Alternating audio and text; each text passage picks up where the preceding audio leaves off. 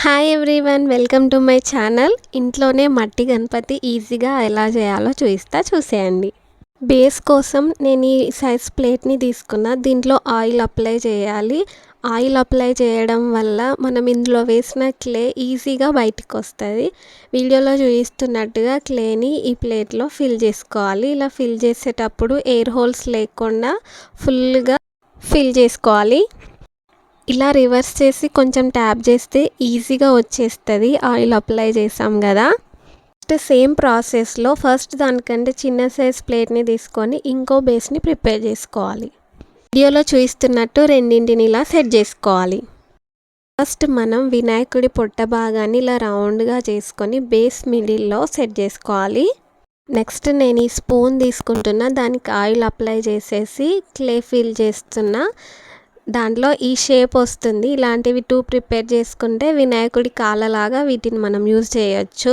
వీడియోలో చూపిస్తున్నట్టుగా కాళ్ళని సెట్ చేసుకున్న తర్వాత కొంచెం హ్యాండ్కి వాటర్ పెట్టుకుంటూ ఇలా ఇప్పటివరకు చేసిన దాన్ని ఇలా నీట్గా సెట్ చేసుకోవాలి.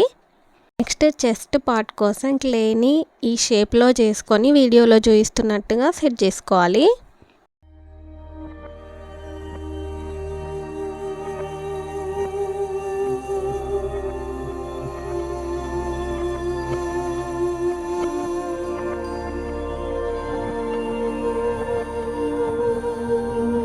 నెక్స్ట్ చిన్న సైజులో ఒక రౌండ్ షేప్ని చేసుకొని ఫేస్ లాగా ఇలా పెడుతున్నా.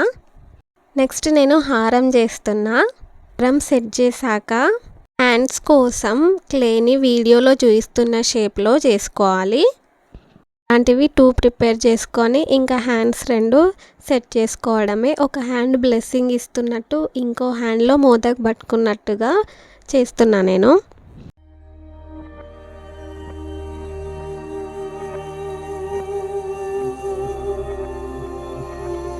ఆడు వచ్చాడంటే పెద్ద తలనొప్పరా. వచ్చేసాడు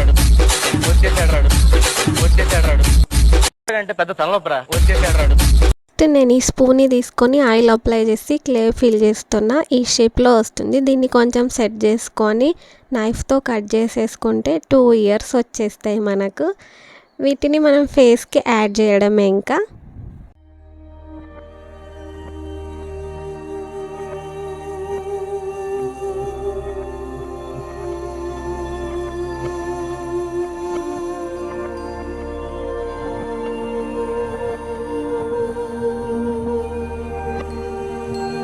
నెక్స్ట్ క్లేతో ఇలా సన్నగా చేసుకొని 2 హ్యాండ్స్కి ఇలా పెట్టుకున్నా. ఇప్పుడు హ్యాండ్ కోసం ఒక థమ్ ఫింగర్ని పెట్టేసి ఫింగర్స్ లాగా స్టిక్తో డ్రా చేస్తున్నా. ఇంకో హ్యాండ్లో మోదక్ని కూడా ప్రిపేర్ చేసి పెట్టేసా. నెక్స్ట్ తొండంని కూడా ప్రిపేర్ చేసి ఇలా పెట్టేసా. దాన్ని కొంచెం తడి చేతులతో ఇలా సెట్ చేసుకుంటున్నా.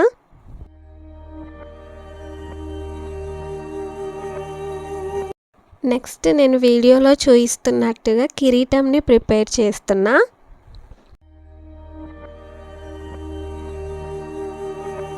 నెక్స్ట్ ఐ షేప్ ఇచ్చేసి అందులో నేను క్లేతో చిన్న బాల్స్ చేసి పెట్టిన. ఇప్పుడు దంతం ఒకటి విరిగి ఉంటుంది కాబట్టి కుడివైపుది చిన్న దంతం. నెక్స్ట్ తొండం కొంచెం లుక్ రావడానికి నేను ఇలా లైన్స్ డ్రా చేసుకున్నా. తర్వాత తిలకం కూడా పెట్టేసుకున్నా. బేస్కి కొంచెం డిజైన్ ఏమన్నా చేద్దామని ఇలా లైన్స్ డ్రా చేసుకున్నా. చాలా బాగా వచ్చింది ఇది కూడా. ధోతి లుక్ రావడానికి ఇక్కడ ఇలా లైన్స్ డ్రా చేసుకున్నా నేను. ఫైనల్గా అయితే అయిపోయింది.